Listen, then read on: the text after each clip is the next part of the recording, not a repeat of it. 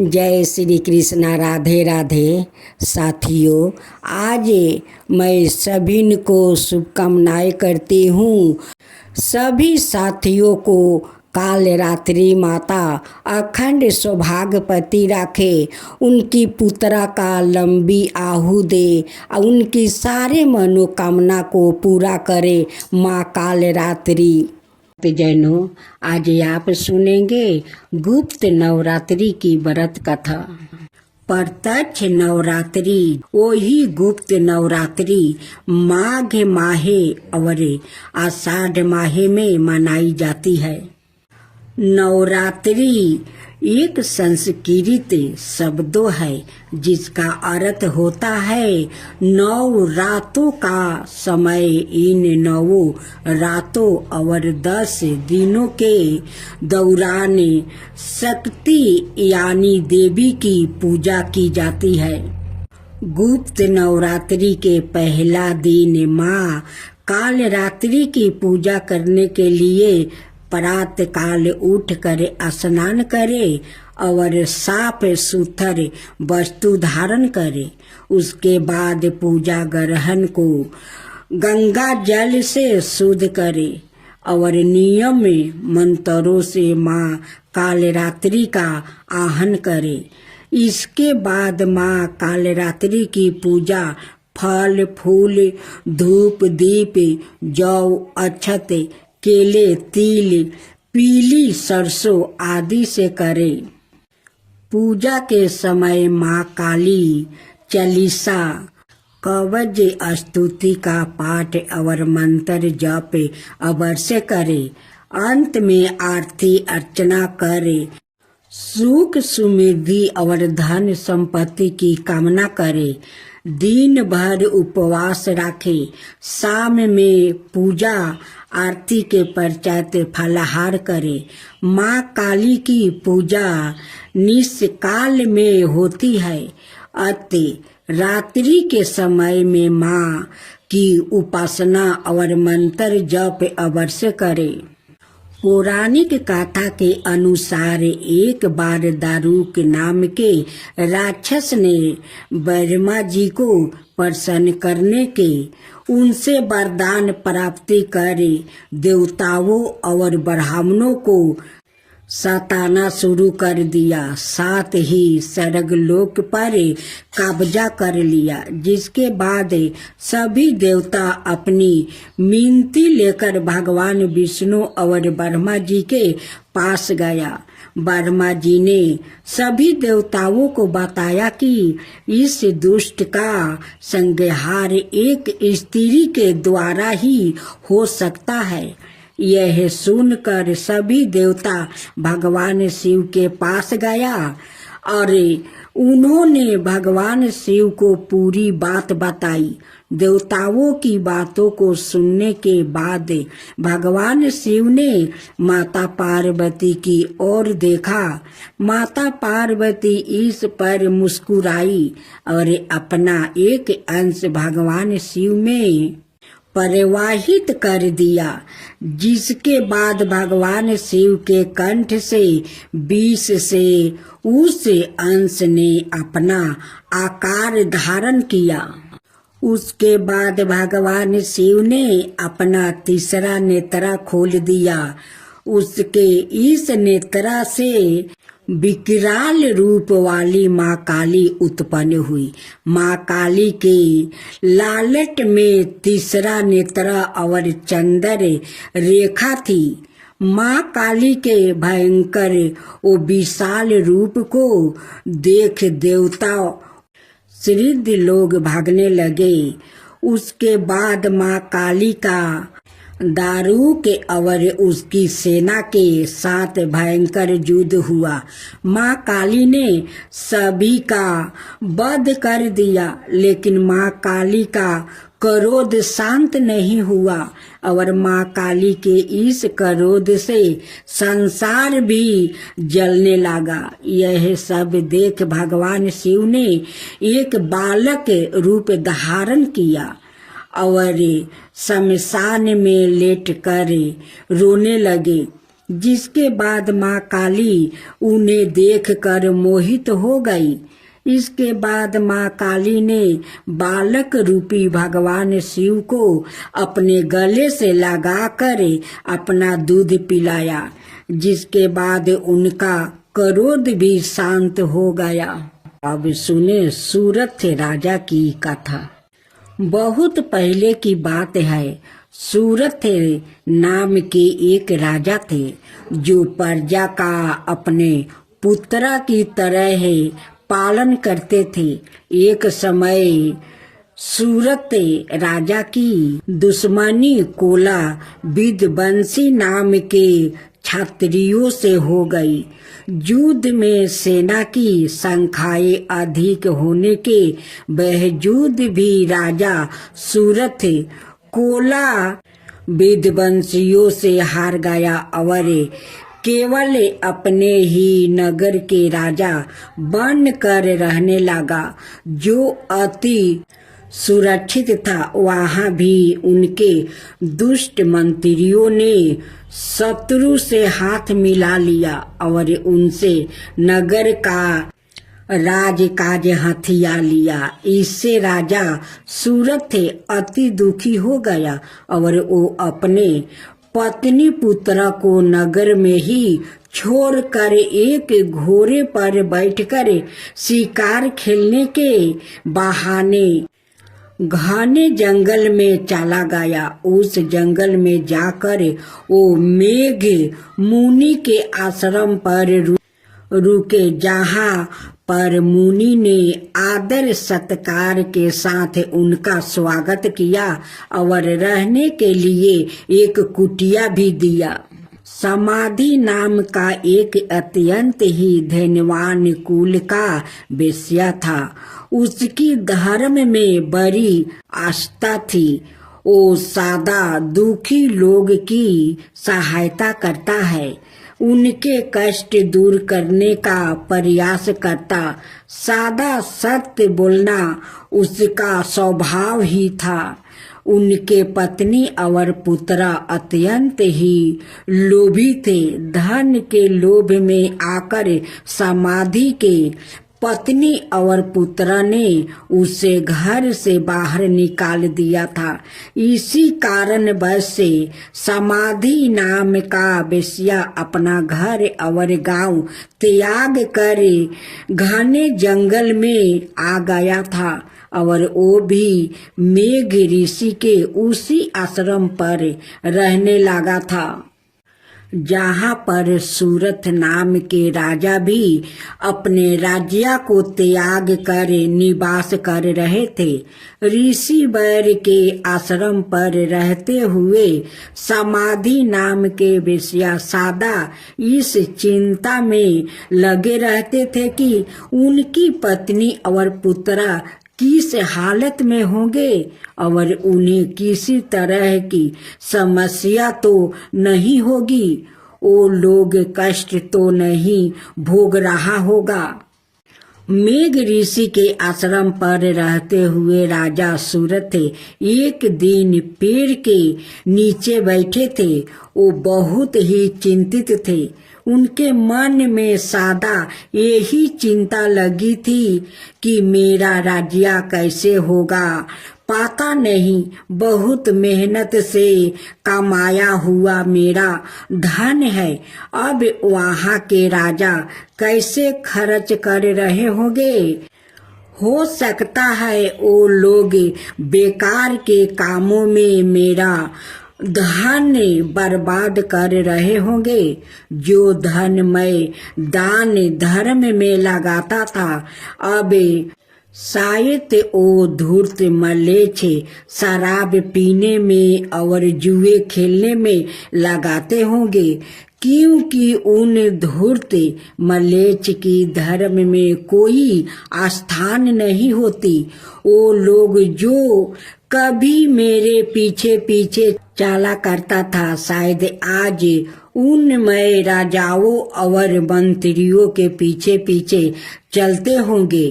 तभी वहाँ समाधि नाम का वो वेश्या आ गया और राजा ने उससे उसका परिचय और इस आश्रम पर आकर रहने का कारण पूछा। उस वेश्या ने कहा, राजन, मेरा नाम समाधि है। मुझे मेरे पत्नी और पुत्र ने धन के लालच में आकर घर से बाहर निकाल दिया है। फिर भी मेरा मन उन्हीं की चिंता में लगा है। मैं यही सोचता रहता हूँ कि वो लोग खुश है या नहीं। अपने पत्नी और पुत्र के प्रति मेरा मन कठोर नहीं हो पाता है। मैं यहाँ बात अच्छी तरह से जानता हूँ कि इनका गुणों में दोष है, फिर भी मेरा मन उन्हीं के चिंता में लगा है। किसी कारणवश मेरे मन को तनिक भी चैन नहीं है और मैं बहुत ही चिंतित हो गया हूँ। दुराचारी और दुष्ट लोग भी अपने परिजनों का त्याग नहीं कर पाते हैं। मैं अपने परिवार के मोह बंधन में पड़ कर चिंतित और दुखी हूँ। समाधि नाम के वेश्या की अपने परिवार के प्रति ऐसे चिंता देख कर राजा सूरत कहते हैं, जिन लोग ने धन के लालच में आकर तुम्हें घर से बाहर निकाल दिया है, उन्हीं के प्रति तुम्हारे मन में इतना स्नेह है, यह बड़े आश्चर्य की बात है। मेरी भी यही परिस्थिति है जो राज्य अब मेरा है ही नहीं। मेरा मन भी सदा उसी के विचार में लगा रहता है। मैं सदा इसी विचार में डूबा रहता हूँ कि मेरा अति परिश्रम से कमाया हुआ धन वो नए राजा किसी प्रकार से खर्च कर रहे होंगे और जो लोग मेरे पीछे पीछे घूमा करता था आज उन राजाओं के पीछे पीछे रहे होंगे। ओ हाथी जिसे मैंने बहुत प्यार से पाल रखा था, पता नहीं उसका ध्यान रखा जा रहा होगा या नहीं। यूं बातचीत करके उन दोनों ने निश्चित किया कि वो सुमेधा मुनि से अपने इस मौका का कारण और दुख निवारण के उपाय पूछेंगे। अगले दिन राजा सूरत और समाधि नाम का वेश्या मेध ऋषि के पास जाकर अपने मोह और दुख का कारण पूछते हैं। तब ऋषि वर उन्हें कहते हैं कि संसार के सारे प्राणी भगवती महामाया की माया से मोहित है। उन्हीं के इच्छा के कारण सभी जीवों मोह में पड़े रहते हैं और उन्हें देवी आदि शक्ति रात्रि और उनके हाथों से मारे गए दैत्यों की कथा सुनते हैं।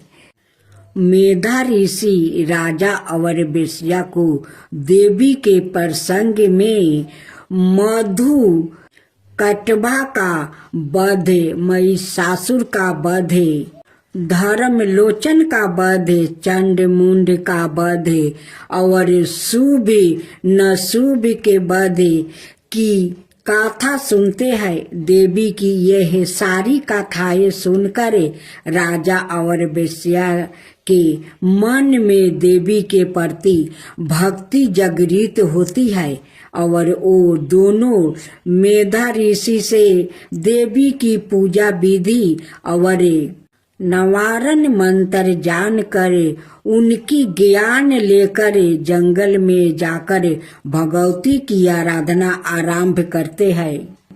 1 महीने तक वो दोनों देवी के हाथ से मारे गए दैत्यों से संबंधित चित्रा का पाठ करते हैं, जिससे उनके मन में अटूट श्रद्धा जागृत हो जाती है। अब उन दोनों का देवी की उपासना के अतिरिक्त दूसरा कोई कार्य नहीं था। 1 बरस तक वो देवी के मंत्र का जप करते हैं और केवल फल खाकर ही रहते हैं। दूसरे बरस में वो केवल सूखे पत्ते खाकर देवी की पूजा और मंत्र जप करते हैं। तब उन दोनों को देवी सपने में दर्शन देती है। अब वो देवी की साक्षात दर्शन पाने की इच्छा से तीसरे बरस में वो केवल हवा से ही जीवित रहकर देवी की उपासना करते हैं। इस तरह 3 बरस तक राजा और वेश्या दोनों ही भगवती महामाया की श्रद्धा पूर्वक उपासना करते हैं, जिससे प्रसन्न होकर देवी उन दोनों के सामने प्रकट होती है और राजा के इच्छा अनुसार उन्हें अपना राज्य वापस मिलने वर देती है और कहती है, राजन 10,000 बरस तक राज्य करके तुम्हारा शरीर शांत हो जाएगा। उसके बाद तुम सूर्य के पुत्र बनकर सवरीन नाम के मनु बनेंगे। समाधि नाम के वेश्या को उसकी इच्छा के अनुसार मुक्ति प्रदान करने वाली ज्ञान देती है। देवी राजा और वेश्या को यूं वरदान देकर वही अंतर्ध्यान हो गई। जब राजा देवी से वर पाकर मुनि से आज्ञा लेकर अपने नगर जा ही रहे थे कि उनके वो मंत्री जो पहले शत्रु से हाथ मिला चुके थे आकर राजा के पैरों में गिर जाते हैं। वो कहते हैं, महाराज आपके वो शत्रु युद्ध में मारे गए, उनका विनाश हो गया, आप हमें क्षमा कर दीजिए। इस तरह राजा को देवी की कृपा से अपना राज्य मिल जाता है और मंत्रियों से उसका पहले जैसा ही संबंध हो जाता है। वेश्या भी अब घर परिवार त्याग कर तीर्थों की यात्रा करता हुआ जीवन व्यतीत करता है। उन तीर्थों में वो वेश्या सादा लोगों को देवी की गाथा सुनाते रहते हैं। संसार में सर्वप्रथम समाधि नाम के वेश्या और सूरत राजा ने ही देवी की उपासना की थी। समाधि और सूरत को देवी की जो गाथा मेद ऋषियों ने सुनाया था वो संसार में दुर्गा सप्तशती के नाम से विख्यात है। दुर्गा सप्तशती के प्रकट होने की यह गाथा अत्यंत ही पावन और भक्ति मुक्ति प्रदान करने वाली है। इस गाथा के श्रवण से जो व्याकुल दुखी है वो सुखी हो जाता है, मोक्ष का अधिकारी बन जाता है। अब सुने दुर्गा देवी की गाथा। देवी भगवत महात्म्य। रुतवक मुनि बड़े ही विलक्षण बुद्धि वाले थे। रेवती का चौथा चरण रुतवक मुनि बड़े ही विलक्षण चरण गुंडान होता है। इस काल में जन्म लेने के कारण उनका पुत्र अति दुराचारी बन गया और इस कारण बस रुतवक मुनि को बहुत ही दुख और कष्ट सहने पड़े थे। जब उन्हें इस बात का पता चला कि रेवती के चौथा चरण में उत्पन्न होने के कारण उनका पुत्र दुराचारी हुआ है, तो उन्होंने क्रोध में रेवती को निक्षत्र मंगल से गिर जाने का श्राप दे दिया था। बाद में भगवती दुर्गा की आराधना करके अपने सारे दुख और कष्टों से ऋत्विक मुनि मुक्ति पा सके। ऋत्विक मुनि के श्राप के कारण रेवती नक्षत्र का तेज कुमुदगिरी पर गिरा। उस तेज से एक कन्या उत्पन्न हुई। परामुच ऋषि ने बालिका को लेकर उसका नाम रेवती नाम रखा और उस बालिका का पालन पोषण किया। विवाह योग होने पर ऋषि को यह चिंता सताने लगी, इस बालिका के योग वर कौन होगा। तब उन्होंने अग्निदेव से प्रार्थना की कि वो इसके योग वर का नाम बताए। अग्निदेव ने कहा कि राजा दुर्दम इसके योग वर है। उसी समय देव बस दुर्दम राजा मुनि के आश्रम पर आ गया और उन्हें देखकर मुनि को अति हर्ष हो गया। मुनि ने राजा से अपनी कन्या को स्वीकार करने का आग्रह किया। उसके लिए राजा भी मान गया। मुनि की पुत्री रेवती ने यह हठ किया कि उनका विवाह रेवती नक्षत्र में ही संभव हो, किंतु मुनि कहा पुत्री रेवती नक्षत्र तो आकाश से गिर गया है, उसमें तुम्हारा विवाह कैसे संभव है। पुत्री ने कहा कि यदि ऋत्विक ऋषि अपने तपोबल से श्राप देकर रेवती नक्षत्र को भूमि पर गिरा सकते हैं, तो क्या आप अपने तपोबल से उसे पुनः स्थापित नहीं कर सकते। पुत्री की यह बात सुनकर मुनि ने रेवती नक्षत्र को आकाश में स्थापित कर दिया। बाद में राजा दुर्दम्य से कहा, महाराज यदि कुछ पाने की इच्छा हो तो हमें बताइए, मैं उस पुण्य करने का प्रयत्न अवश्य करूंगा।